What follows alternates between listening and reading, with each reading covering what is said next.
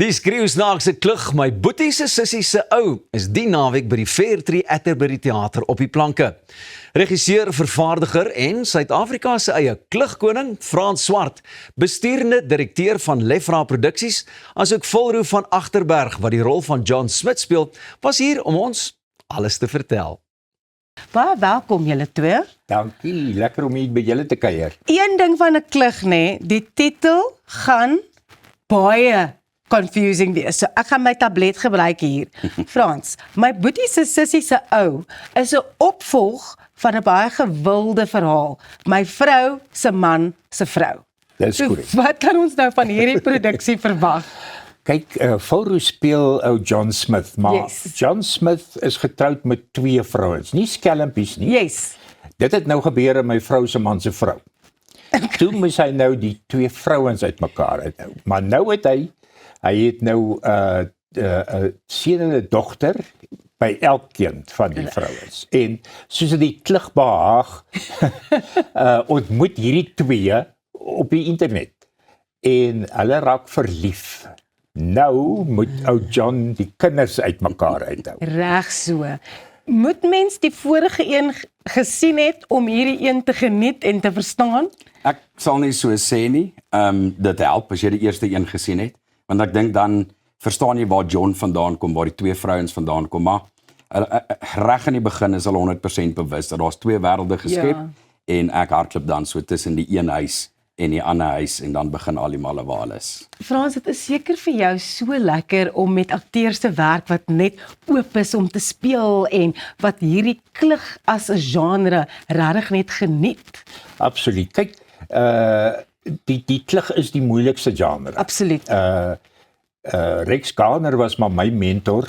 Hy was die klugkoning. Ikonies, né? En Pieter Toerien het hom uit Londen uitgebring en toe hou hy so van Suid-Afrika dat hy nooit weer terug is nie. Maar Rex Garner het altyd gesê jy moet die klug so realisties as moontlik speel dat mense moet jou glo al is dit 'n totale onrealistiese storie. Ja. En weet jy mense glo dit. Hulle kry ou John eintlik naderhand kry hulle om jammer.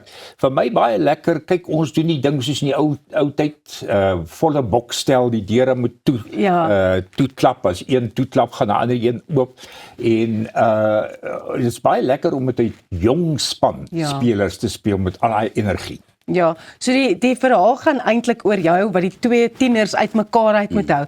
Hoe relevant is die storie in vandag se samelewing? Wel, ek is 100% seker daarvan daar is mans wat in daai situasie sit. Hoe hulle lag baie keer in die gehoor, dink ek, ja. Maar ek dink dit is baie relevant. Ek dink die hele tegnologie speel 'n baie groot rol. Ja. Maar nou het hulle op die internet ontmoet. En ek vind dit relatief vroeg uit. So Wiekie kom na my toe en sy gee my 'n briefie en sê jy sal nie glo nie, maar sy het 'n ouetjie ontmoet met die naam Gavin en sy pa se naam is ook John Smith. En ek laat dit gaan, ek los dit. En dan kom ek agter, oeps daisy, hier is moeilikheid en dit is waar alles dan gebeur. En dan gooi ek my beste vriend Stanley, vertolk deur Botha Ensling. Ja. Gooi ek dan nou in die spervuur. En ek sê vir hom, Pella, jy bly by my al vir 20 jaar. Jy moet my nou hier uithelp en dis net hoe dit is. En dit is wonderlik. Baie lekker. Ek is so bly jy het nou vir Botha Ensling genoem. Hoe lekker is dit vir jou om te werk met ervare akteurs en ervare akteurs binne die genre soos Botha en Volroo en dan nou die nuwe geslag wat nou deurkom ook. Absoluut, baie lekker. Kyk, ek moet sê ek het hulle half groot gemaak met die klug. Want Volroo en Botha en Marissa en Daniel kom al jare saam met ons. Dit is baie lekker om met spelers te werk wat al klugte gedoen het. Ek meen ons het nou oom Nico Loupsher as die seniele oupa wat alles nog verder kom omkrap en ek moet sê Nico bring ook weer 'n ander hoek na die produksie toe en dan die 2 jong kinders. Ja. So dit is regtig, kyk, met 'n klug, Volroo sal vir jou kan meer sê, jy het energie nodig. Ja. Ons het so verrassing en hulle hou nie baie daarvan dat ek dit nou gedoen het nie, maar hy moet nou die verrassing vertel.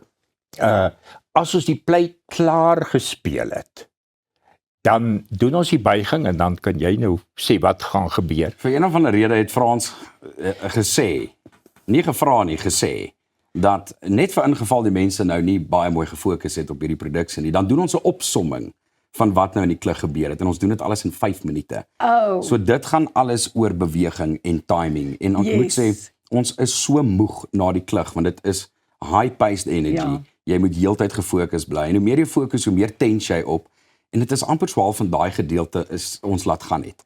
En die gehoor is mal daaroor, hulle is gaande daaroor. So dan hardloop ons die hele storieetjie deur en reg aan die einde is ons almal so op daai bank neerval. Jy weet hopelik spring die gehore op met 'n staande ovasie en na die tyd as ons klaar is, kyk ons so vir mekaar en sê weet jy wat, daar's baie min mense wat die geleentheid het om hierdie genre so te kan doen. Ja. Frans het 'n baie unieke manier om hierdie klugte aan mekaar te sit en dit is nou my 12de jaar wat ek in klugte speel. So wat 'n absolute voorreg om dit nog steeds te kan doen in vandag se tyd. So 'n voorreg om met julle te gesels vanoggend en ek is so bly dat julle hier is want julle bederf eintlik ons kykers. Bly ingeskakel want jy is op die regte plek om meer te hoor oor Bobby van Jaarsveld se nuwe enkelsnit.